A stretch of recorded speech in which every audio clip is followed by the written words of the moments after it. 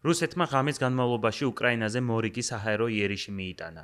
ამჯერად რუსეთის არმიამ უკრაინის დედაქალაქ კიევის მიმართულებით გაუშვა რაკეტები. ადგილობრივი ხელისუფლების ინფორმაციით, იერიშები მთელი ღამის განმავლობაში გრძელდებოდა, რასაც 6 ადამიანის სიცოცხლე ემსხვერპლა. დაშავებულია 30-ზე მეტი მოქალაქე. რუსეთმა 19 აგვისტოს დღისით საჰაერო იერიში მიიტანა ხერსონის რეგიონზეც, რის შედეგადაც 6 ადამიანი დაიღუპა. რუსეთის მხრიდან მშვიდობიანი მოქალაქეების წინააღმდეგ დრონების აქტიურად გამოყენება საფრთხეს უქმნის უკრაინაში ჰუმანიტარული დახმარების სამუშაოების პროცესებსაც. ამის შესახებ საუბრობს ჰუმანიტარულ საკითხებში გაეროს გენერალური მდივნის მოადგილე ტომ ფლეჩერი, რომელიც სადამკვირვებლო მისიით სამხრეთ უკრაინის ქალაქ ხერსონში იმყოფებოდა. ხერსონში მდინარე დნეპრი ფრონტის აქტიურ ხაზს წარმოადგენს. რუსული ძალები მდინარის აღმოსავლეთ ნაპირს აკონტროლებენ. უკრაინული ძალები კი დასავლეთ ნაპირს.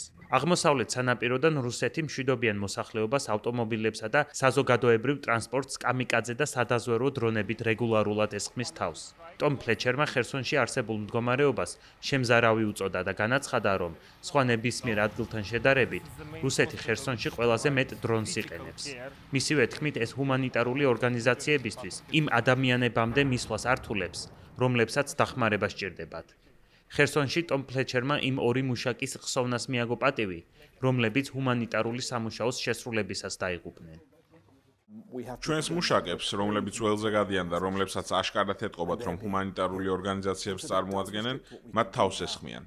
რა თქმა უნდა, ეს ჩვენს საგრძნობლად გვსყუდავს. ჰუმანიტარული სფეროს წარმომადგენლები, როგორც იცით, პლანეტის ყველაზე მამაცი ადამიანები არიან და მუშაობას აგრძელებენ. თუმცა თავს დაცულად ნამდვილად არ გრძნობენ. ეს კი დიდი გამოწვევაა. იმის გათვალისწინებით, თუ როგორ უნდა დავიცვათ ჰუმანიტარული მუშაკები თანამედროვე ეპოქაში. ბევრი ორგანიზაცია, რომელთა იმედიც ყველაზე მეტად გვაქვს, სწორედ ადგილობრივი პარტნიორია. უკრაინის ჰუმანიტარული ფონდის ფარგლებში ჩვენი ოპერაციების 2/3-ზე მეტი ადგილობრივი ორგანიზაციების მეშვეობით სრულდება და სწორედ ისინი გვეუბნებიან, რომ დაცულები არ არიან. ჩვენ ისეთ საფრთხის წინაშე ვდგავართ, რომლებიც სრულიად მიუღებელია. წელს გაეროს უკრაინაში პრიორიტეტული რეაგირებისთვის $2 მილიარდ მეტი სჭირდება. მისი ერთ-ერთი მთავარი საზრუნავი ზამთარია. სამოქალაქო ინფრასტრუქტურის, მათ შორის ელექტროენერგიის, წყალმომარაგებისა და გაზის სისტემების დაზიანებამ შესაძლოა მილიონობით უკრაინელი ზამთრის მძიმე პირობებში კვლავ დაუცველი დატოვოს. გაეროს წარმომადგენელის თქმით, მნიშვნელოვანია იმ პირებს, რომლებიც ჰუმანიტარულ მისიაზე იძალადებენ, პასუხისმგებლობა დაეკისროთ. ტომ ფლეჩერი ამჟამად კოლეგებს უსაფრთხოების გარანტიებს ვერ აძლევს და ვერ არწმუნებს, რომ მათ წინააღმდეგ დანაშაულის ჩადენის შემთხვევაში დამნაშავეებს პასუხი მოეთხოვებათ. იმის საფუძველზე, რასაც ვხედავ, არ შემიძლია კოლეგებს გარანტიები მივცე, იმიტომ რომ საერთაშორისო საზოგადოება პასუხისმგებელ პირებს პასუხს არ სთხოვს.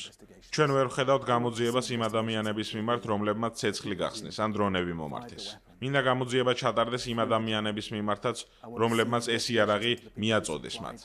ასევე მათ მიმართ, ვინც ბრძანება გასცა და ვინც შექმნა სიკვდილის ეს ჯაჭვი, რომლის შედეგადაც ჩემი კოლეგები დაიღუპნენ. ტომ ფლეჩერის ინფორმაციით, ჰუმანიტარული ოპერაციებისთვის თანხების მოზიდვა სულ უფრო რთულდება, რადგან სხვადასხვა ქვეყნის მთავრობები ხარჯებს ძირითადად თავდაცვასა და შიდა პრიორიტეტებს ახმარენ. დონორების დაფინანსების შემცირების ფონზე კი გაერომ მთელი მსოფლიოს მასშტაბით ჰუმანიტარული დახმარების მისიები მნიშვნელოვნად შეამცირა. ტომ ფლეჩერის თქმით, სხვა კრიზისებთან შედარებით, უკრაინა უკეთ ფინანსდება. პრიორიტეტული დაფინანსების საჭიროების დაახლოებით 70-75% უკვე დაფარულია. თუმცა ჰუმანიტარული გეგმის სრულად დაფინანსების შემთხვევაშიც კი, ის უკრაინის საჭიროებების მხოლოდ ნაწილს დააკმაყოფილებს.